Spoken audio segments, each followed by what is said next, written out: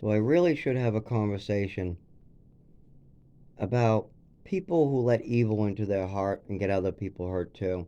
Now this one is a small way. I've already forgiven this person, but you can't try to make bad decisions just because somebody's going to get you in trouble the following day. You can't do that. I'll give you a good example. I was at work. I was doing a 9-hour shift, and there's no management. There was management, but for the last 3 hours, no management again, so they put me in charge. I'm not going to name the company, but it's a bigger store. I used to go to three different locations, two small, well, one small, one medium, one really large. And the one really large had no management. They really were short. I mean, that day was, I mean, some days there wasn't any management, and this day I had the beginning of my shift some management, and then I was management for 3 hours. 9-hour shift. Now, in the last half an hour, I get a ride, and I have old roses that are being thrown away that I have in the back to pay for that ride. Recycle roses that are going to go in the trash can. Somebody else will put them in their front of their apartment and then throw it in the back as mulch. So that's good. It's going to get used. I'm getting everything ready. It's 5 minutes before I have to leave. Everything went good. We have a girl who's heavy set, who's very nervous with anxiety disorder. She's new.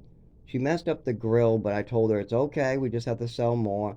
And I explained to her it's not done right, but it's okay. Don't worry. We'll just sell them. That's all. If we take them off, we can't put them back in the freezer, and there's nothing else we can do with them but throw them away. So it's better just to sell as much as we see, as well as the customers buy more when they see that. So usually it's not a problem. The coffee girl's doing fine in the corner. I never have to go over there. She just does good. If she wants to call me, she can, but I'm not really. I mean, I know where things are, but I'm horrible at the timer. Um, so I've done coffee many, many times. I can do it, but they got their own setup. Everybody got their own setup, and she's very, very anxious over there, all over the place. You're running quite a bit, and she's doing fine over there. I can explain anything she needs to know, but I don't know how she set her timer. So it's different for each person. You got to know how you set your timer, and if she can't tell me that, I can't help. But everything's going fine. The machines are breaking down a little bit, and I got to get both me and this other heavy-set girl who's very nervous out. It's our time. We got another long-haired kid who came in. He's doing great. Don't have to even talk to him. I say, see you later.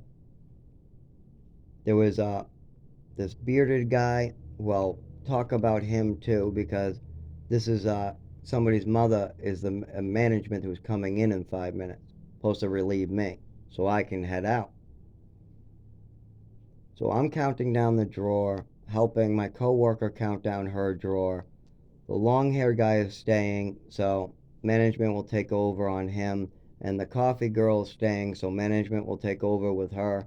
So I just have to get me and this heavy set girl out of here. And it's very nice. She's very pleasant. She's new. Everything's working. You got a lot of noise. Ching. You got beeping for the grill. You got the machine beeping for the money because one's broken, but the other side works. And I said, we only got 5 minutes to get out of here. Fix that after because we got a lot to do. So management will be able to fix it and we have the other side. That's the way we do it. If you fix the machine, that takes at least 5 minutes right there. And then you'll be out late, I'll be out late, and I don't want to do that to her.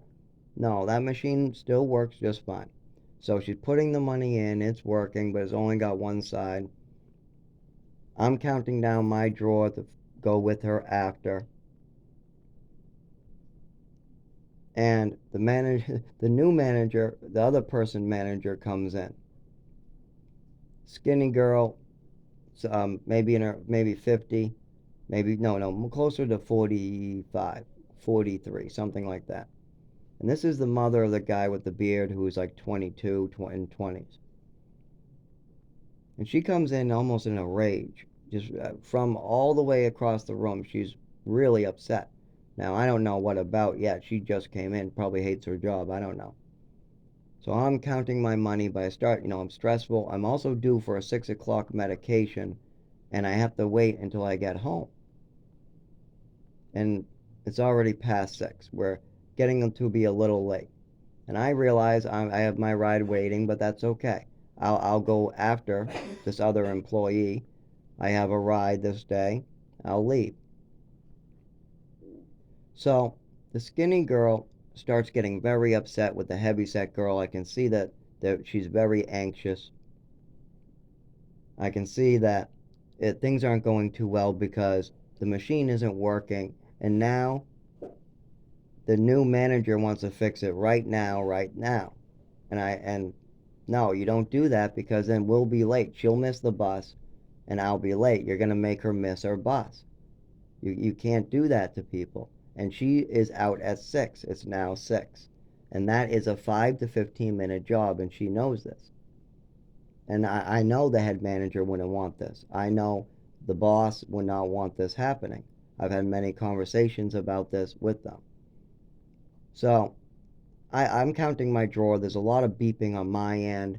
There's this little going back and forth on the left. And then you got a lot of noise going off from the grill beeping as well. So I take my money over because I have a counter. I need to put my money in too. And I walk up and I say, listen, you're going to have to put the machine together after she leaves and after I leave. One side works. She loses it. She gets very aggressive, starts flapping her arms and screaming, well, you do whatever the hell you want, but I'm manager around here. You know that? I said, she is out at 6. I am out at 6. It's 6. She has a bus to take. She started getting very aggressive, flipping, okay, whatever, damn you guys, and acting very, very aggressively. So I tell her, I say, I'm going to be having a talk with Becky tomorrow morning. First thing tomorrow morning, I'm going to have a talk about what happened here today. She gets even more aggressive. My heart rate goes up. I start shaking and I feel the seizure coming on.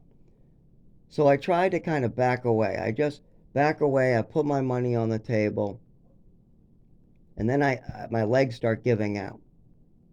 At this point, I try to find a phone. And my money's already on the table. I'm trying to find a phone.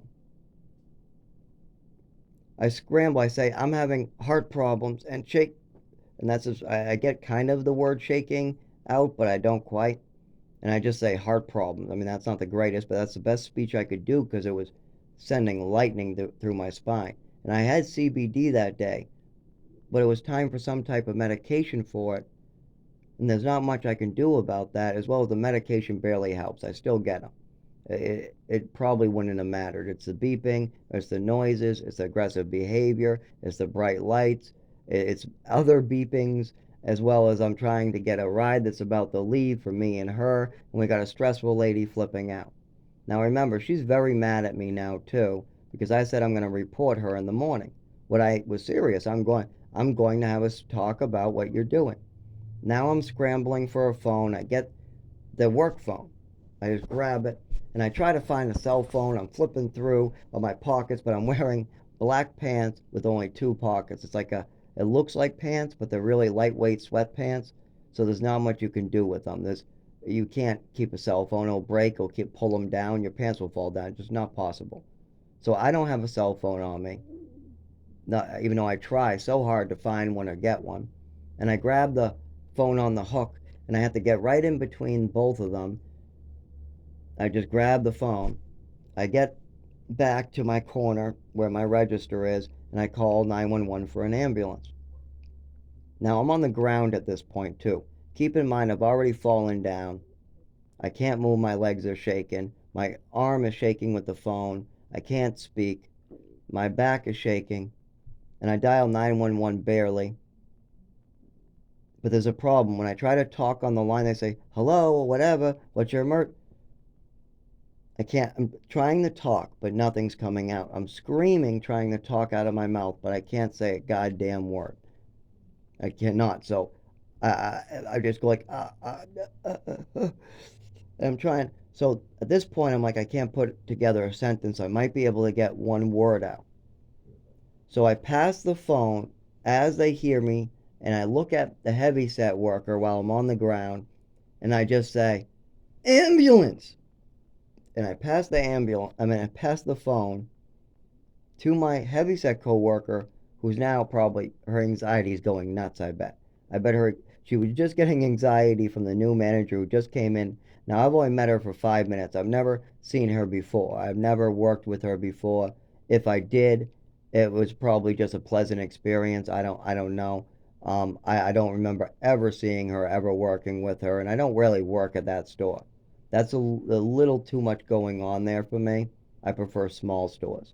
So I only got called in when they had nobody or no management or something like that. So I probably never worked with her. I would guess not.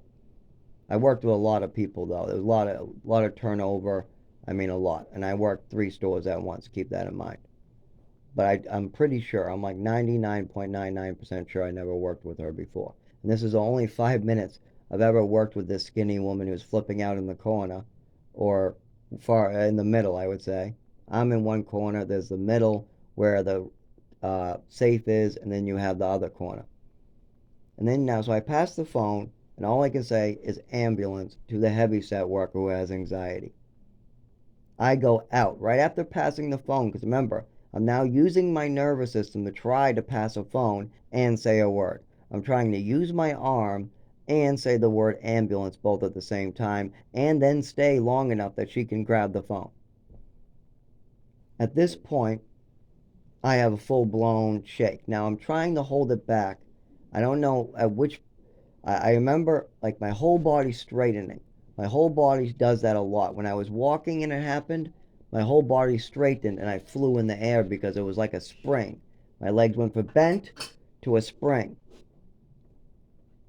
When this happened, sorry, I had to get loud because somebody's trying to make the cat meow as I'm doing this video that's so important. So disrespectful, but I'll try to continue through it. I don't know why he chooses my videos to do that. I mean, I've told him not to, but I'll try to continue through it. If you hear a bunch of meowing, that's just somebody pissing off my cat. I'll fix that in a minute.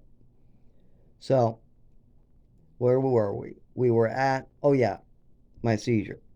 So I actually have the full blown seizure. I'm sorry for the interruptions.